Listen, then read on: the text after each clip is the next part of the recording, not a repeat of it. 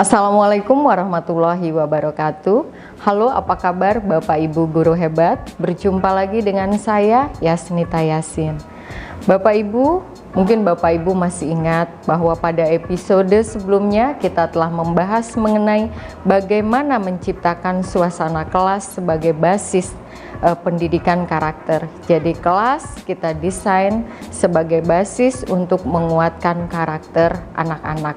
Dan itu sudah kita bahas dan saya yakin Bapak Ibu sudah menerapkan itu di kelas Bapak Ibu masing-masing dan Bapak Ibu sudah merasakan keajaiban dari apa yang telah Bapak Ibu terapkan tersebut. Nah, pada episode kali ini kita akan membahas mengenai desain pembelajaran yang menyenangkan dan mengesankan. Pada konteks ini, Bapak Ibu sudah mulai masuk untuk menanamkan konten-konten yang berfungsi untuk menguatkan karakter siswa melalui cara Bapak Ibu mengajar mengenai desain pembelajaran dan terkait dengan keajaiban-keajaiban yang didapatkan oleh siswa dari kesan pembelajaran yang Bapak Ibu sajikan. Nah, Bapak Ibu, terkait dengan desain pembelajaran yang menarik, yang menyenangkan dan mengesankan, ada 3 poin yang menjadi rahasianya. Poin yang pertama adalah kemampuan komunikasi. Kemampuan komunikasi adalah kemampuan pertama yang harus dimiliki oleh seorang guru hebat dalam menyajikan pembelajaran yang mengesankan. Kemampuan komunikasi ini terdiri dari 2. Yang pertama adalah komunikasi verbal. Komunikasi verbal itu apa? Komunikasi verbal adalah komunikasi nih yang sekarang keluar dari mulut saya, yang Bapak Ibu semua dengarkan, semua kata-kata yang keluar, yang kemudian disimak oleh audiens. Ini adalah komunikasi verbal. Yang kedua adalah komunikasi nonverbal. Komunikasi nonverbal meliputi bahasa tubuh, mimik wajah, cara kita menatap siswa, cara kita menyentuh siswa, cara kita memperlakukan siswa, intonasi ketika kita bicara, emosi yang ikut serta dalam semua kata-kata yang keluar. Itu adalah komunikasi nonverbal. Dan menurut para ahli, komunikasi verbal memiliki derajat pengaruh 7%.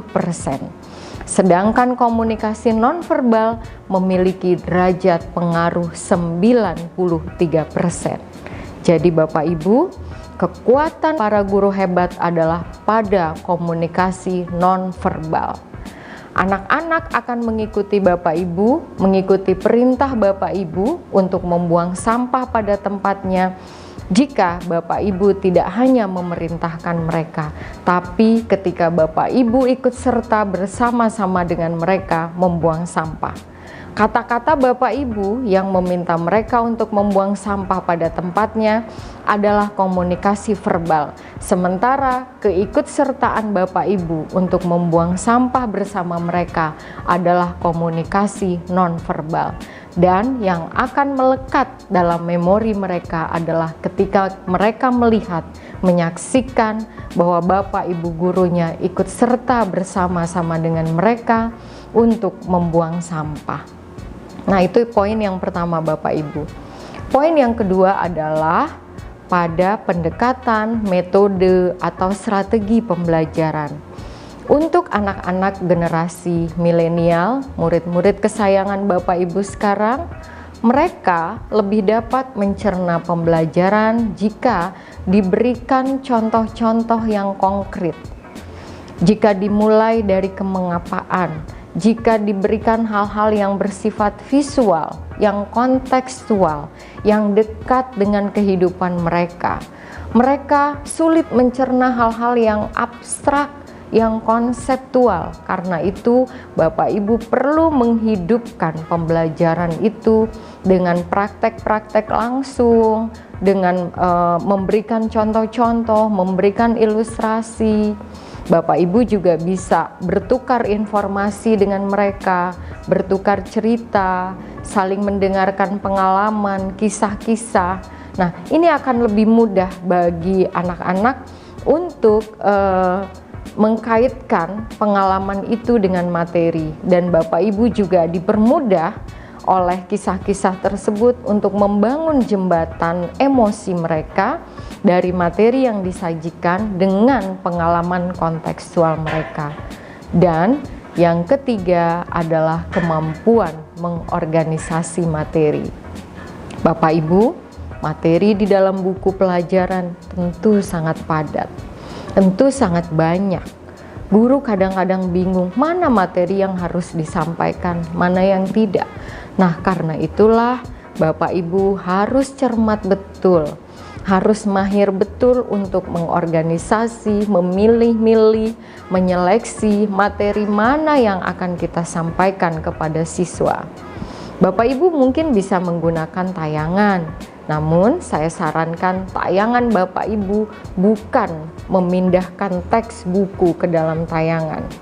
Tayangan yang menarik adalah tayangan yang hanya berisi gambar-gambar, ilustrasi, dan sedikit kata-kata. Kenapa demikian? Karena Bapak Ibu guru hebatlah yang akan menghidupkan tayangan itu dengan kata-kata, dengan kalimat-kalimat yang penuh makna. Nah, Bapak Ibu, itu adalah inti kedua dari penguatan karakter, yaitu bagaimana kita mendesain pembelajaran yang menyenangkan, yang mengesankan. Dan saya yakin Bapak Ibu guru hebat semua sudah tahu ya, bahwa apa yang diingat oleh anak-anak dari kita, dari pelajaran yang kita berikan, bukan nilai yang mereka dapatkan, bukan tentang kita, tapi tentang kesan apa yang tertanam dalam pikiran mereka tentang pelajaran dan tentang bagaimana cara guru memperlakukan mereka.